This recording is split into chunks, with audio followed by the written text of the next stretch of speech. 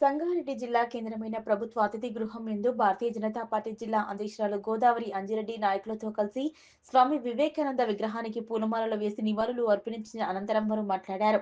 మహోన్నత ప్రాచీన భారతీయ సంస్కృతిని, దేశభక్తిని, జాతీయ భావాన్ని ప్రతి ఎదలో ప్రతిధ్వనించేటట్టుగా చేసిన మహనీయుడు స్వామి వివేకానందుడు అన్నారు. విలక్షణ జీవన శైలి ఆయన సేవలు నేటి యువతకు మార్గదర్శకమన్నారు. 1863 జనవరి 12న కోల్కతాలో జన్మించిన వివేకానందుని తొలినామం నరేంద్రుడు అని, కళాశాలలో చదువుతుండగా తండ్రి విశ్వనాథ దత్త మరణించడంతో కుటుంబ భారం ఆయన భుజాలపై పడిందన్నారు. చిన్ననాటి నుంచి నరేంద్రుడు కళలలో ఒక దివ్య శక్తి వెలుగు రూపంలో కనిపించేదన్నారు. ఈ సందర్భంగా భారతీయ జనతా పార్టీ ఎమ్మెల్సీ అభ్యర్థిగా అంజిరెడ్డిని ప్రకటించడంతో కూడా వివేకానంద స్వామి పూలమాలలు వేసి నివాళులు అర్పించారు. నేటి యువతరం వివేకానంద ఆశయ సాధన కోసం కృషి చేయాలని పిలుపునిచ్చారు. ఈ కార్యక్రమంలో నాయకులు పోచారం రాములు, ముత్తిరెడ్డి, సంగప్ప, సురేందర్, ద్వారకారవి, దోమల విజయ్, మీనాక్షి తదితరులు పాల్గొన్నారు. మంచి సందేశాన్ని ఇచ్చే సనాతన ధర్మానికి ప్రతీక. ప్రపంచంలో భారతదేశం అంటే బాగా వెనుకబడ్డ దేశం పాశ్చాత్యుల యొక్క పోకడలన్నీ కూడా దూరం చేసి దేశం యొక్క ఔన్నత్యం గురించి తపస్సు చేస్తున్న ఒక మహాయోగి పుంగవుడు జన్మించినటువంటి శుద్ధినది. ఈ సందర్భాన్ని పురస్కరించుకొని మన ఇవాళ Rotary Club of Manjeera Sangareddy తరఫున వారికి ఘనమైన నివాళులు అర్పించడము, వారికి జన్మదిన శుభాకాంక్షలను పుష్పమాలతో వారిని అలంకరించి వాళ్ళకి తెలియజేసుకోవడం జరిగింది. ఈ సందర్భాన్ని పురస్కరించుకొని మన యువత కూడా వారి యొక్క సందేశాన్ని, వారి యొక్క సిద్ధాంతాన్ని, వారి యొక్క సూచనలు అందరూ కూడా పాటించాలని చెప్పి సమ్మెళనంలో భారతీయ జనతా పార్టీ సంగారెడ్డి జిల్లా తరఫు నుండి సంగారెడ్డి జిల్లా హెడ్ క్వార్టర్లో స్వామి వివేకానంద గారి జయంతి కార్యక్రమాలు భారతీయ జనతా పార్టీ జిల్లా రాష్ట్ర నాయకులు, జిల్లా నాయకులు, అసెంబ్లీ కన్వీనర్లు, మండల అధ్యక్షులు అందరూ కూడా ఈ యొక్క కార్యక్రమంలో పాల్గొని విజయవంతం చేయడం జరిగింది. వారందరికీ కూడా స్వామి వివేకానందాన్ని ఆదర్శవంతంగా తీసుకొని భారతీయ జనతా పార్టీలో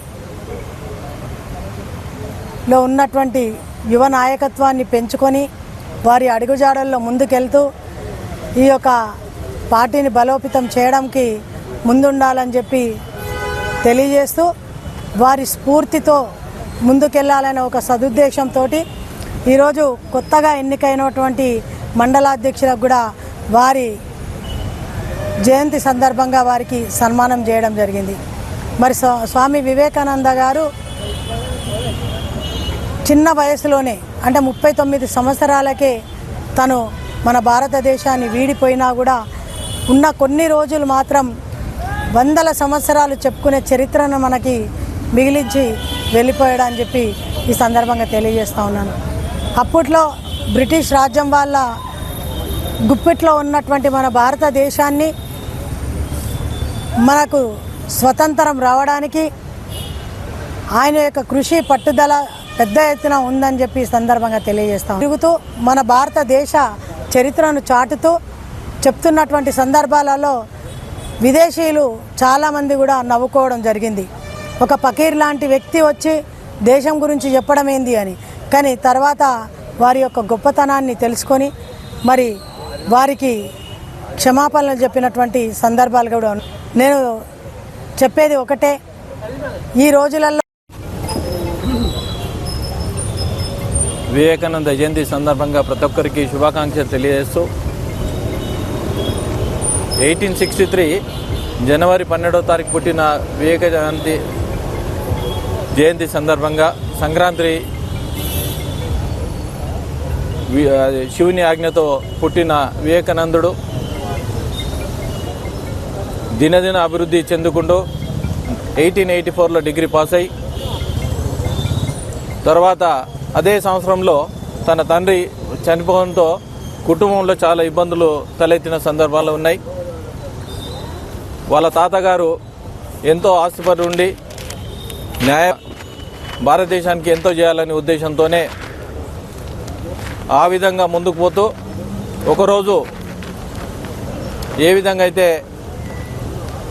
ఉండి శివుని ఆజ్ఞతో పుట్టిన వివేకానందుడు దేవుణ్ణి ఏ విధంగా చూడాలి, ఏ విధంగా చూస్తే చూడదలుచుకున్న ఎంతోమందిని అడిగినా నేను చూడలే అని అందరు చెప్పడంతో ఒక ప్రొఫెసరు రామకృష్ణ పరమహంస దగ్గరికి పొమ్మని చెప్పడంతో అని దేవుణ్ణి నేను చూపిస్తానని నేను చూసినాను పెట్టంగానే ఆయన మొత్తం అంతా మర్చిపోయి 10 నిమిషాలు ఏం చేయాలో తనకు తోచని స్థితిలో ఉండి ఆ రోజు నుంచి రామకృష్ణ పరమహంస మరి నేను దేవుని చూసినాను ఆ విధంగా తనతో శిష్యరికం చేసుకుంటూ 1886లో తన గొంతు క్యాన్సర్ వచ్చి ఇబ్బందుల్లో ఉంటే ఉద్యోగాలు విడిచిపెట్టి తనతో సేవ 39 సంవత్సరాలు బతుకున్నా కానీ 1000 సంవత్సరాలు యువతకు ఇంత దారి చూపించిన వివేకానందుని